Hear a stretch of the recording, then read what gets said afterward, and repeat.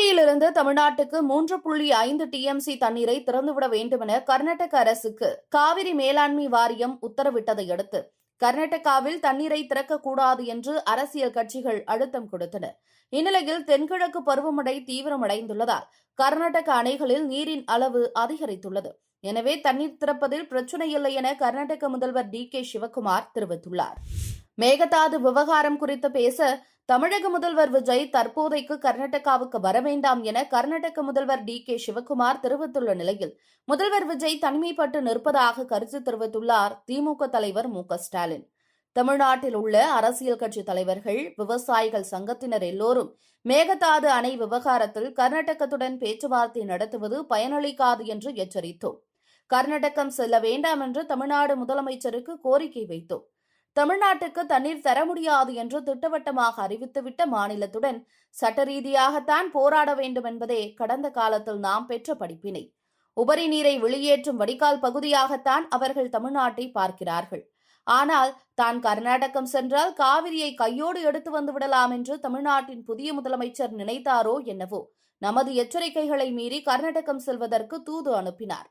தமிழ்நாட்டுக்கு தண்ணீர் திறந்துவிட சொல்லி CWMA உத்தரவிட்டதும் நீங்கள் இப்போதைக்கு வர வேண்டாம் என்று கேட்டை சாத்திவிட்டார்கள். இதுபோன்ற சூழ்நிலைகளை முன்பே கணித்துதான் தமிழ்நாட்டில் உள்ள அனைவரும் எச்சரித்தோம். இனியேனும் தமிழ்நாட்டின் உயிர் பிரச்சனையான காவிரி விவகாரத்தை முதலமைச்சர் ஆலோசனைகளோடு அணுக வேண்டும். நமது முதலமைச்சரை வரவேண்டாம் என்று சொல்லிவிட்டு கர்நாடகத்தில் ஆகஸ்ட் 2 அன்று அனைத்துக் கட்சி கூட்டத்துக்கு அம்மாநில முதலமைச்சர் அழைப்பு விடுத்து அவர்கள் அனைவரும் ஒற்றுமையாக இருப்பதை தனது செயலால் உணர்த்திவிட்டார். அனைத்துக் கட்சி கூட்டத்தை கூட்டுவது எப்போது, முடியுமா முடியாதா என முன்னாள் முதல்வர் மு.க.ஸ்டாலின் கேள்வி எழுப்பியுள்ளார். ஏன் அனைத்துக் கட்சி கூட்டத்தை கூட்டவில்லை என்ற கேள்விக்கு பதிலளித்த அமைச்சர் நிர்மல்குமார், தமிழ்நாட்டில் இருக்கும் அனைத்து கட்சிகளும் பாஜகவுடன் சேர்ந்து தமிழகத்துக்கு எதிராக செயல்படுகின்றன. இவர்களை வைத்துக் கொண்டு எப்படி அனைத்துக் கட்சி கூட்டத்தை கூட்டுவது என தெரிவித்தார். இதற்கிடையே தமிழக அரசின் நீர்வளத்துறை செயலாளராக இருந்த சத்யபிரதா சாஹூ மாற்றப்பட்டு வடநரை IAS நியமிக்கப்பட்டுள்ளார். இவர் ஏற்கனவே வகித்து வந்த ஊரக மேம்பாடு, பஞ்சாயத்து ராஜ் துறையினை பொறுப்பாக கவனிப்பார் என்றும் அறிவிக்கப்பட்டுள்ளது.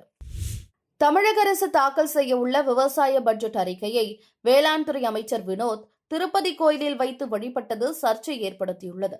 இதுகுறித்து கருத்து தெரிவித்துள்ள CPM MP Su Venkatesan, budget ஆவணங்கள் என்பது இறைவனுக்கான காணிக்கையோ அல்லது ஆன்மீக பொருட்களோ அல்ல. அவை மக்களின் வரிப்பணம் எப்படி செலவிடப்படும் என்பதை கூறும் அரசியல் சாசன ஆவணம். தனி மனிதர்களின் மத நம்பிக்கைக்கு அரசியல் ஆவணங்களை காணிக்கையாக்குவது அரசியல் சட்டவிரோதம் என தெரிவித்துள்ளார்.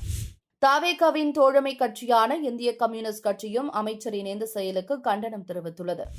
காமன்வெல்த் போட்டிகளில் பதக்கம் வென்ற தமிழக வீரர்களுக்கு பாராட்டு தெரிவித்துள்ளார் முதல்வர் விஜய். அவர் வெளியிட்டுள்ள அறிக்கையில், ஸ்காட்லாந்தின் கிளாஸ்கோ நகரில் நடைபெற்று வரும் 23வது காமன்வெல்த் விளையாட்டுப் போட்டியில் ஆண்களுக்கான மும்முறை தாண்டுதல் போட்டியில் வெள்ளிப் பதக்கம் வென்ற தமிழ்நாட்டின் திருவாரூர் மாவட்டத்தைச் சேர்ந்த திரு பிரவீன் சித்திரவேல் அவர்களுக்கும், வெண்கலப் பதக்கம் வென்ற மதுரை மாவட்டத்தைச் சேர்ந்த திரு செல்வபிரபு அவர்களுக்கும் எனது மனமார்ந்த வாழ்த்துக்களையும் பாராட்டுகளையும் தெரிவித்துக் கொள்கிறேன்.